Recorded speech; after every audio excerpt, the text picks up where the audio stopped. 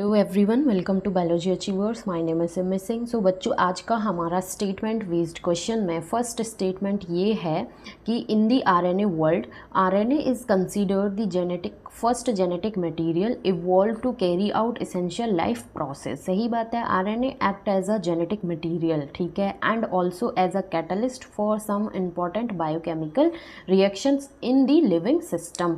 Being reactive RNA is unstable. तो first statement जो है आपका वो एकदम 100% करेक्ट है और सारा का सारा हर शब्द जो हैं वो आपकी एनसीईआरटी बुक से ही छापे हैं। स्टेटमेंट 2 क्या कहता है? स्टेटमेंट 2 में बताया गया है DNA evolve from RNA and is more stable genetic material. बिल्कुल सही बात है।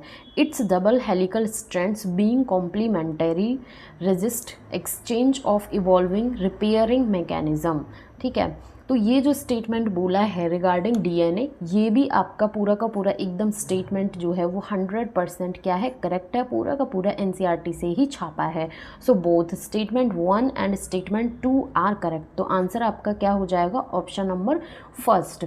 नेक्स्ट क्वेश्चन है, कुछ स्टेटमेंट्स जो हैं वो आपको दिए हुए हैं जिसमें से करेक्ट ऑप्शन आपको निकालना है। फर्स्ट स्टेटमेंट है eukaryotic ribosome are 80S and prokaryotic ribosome are 70S। सही बात है। Each ribosome has 2 sub unit, 1 large and 1 small.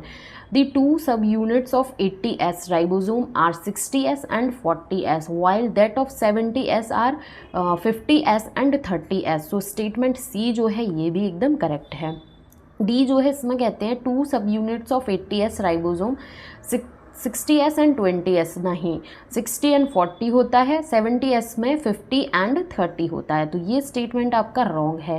दी 2 सब units of 80S 60S and 30S, ये भी गलत है। तो ऑप्शन सिर्फ कौन से ठीक है? A, B and C.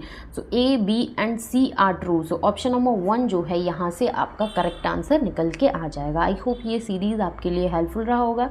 Thank you so much for watching.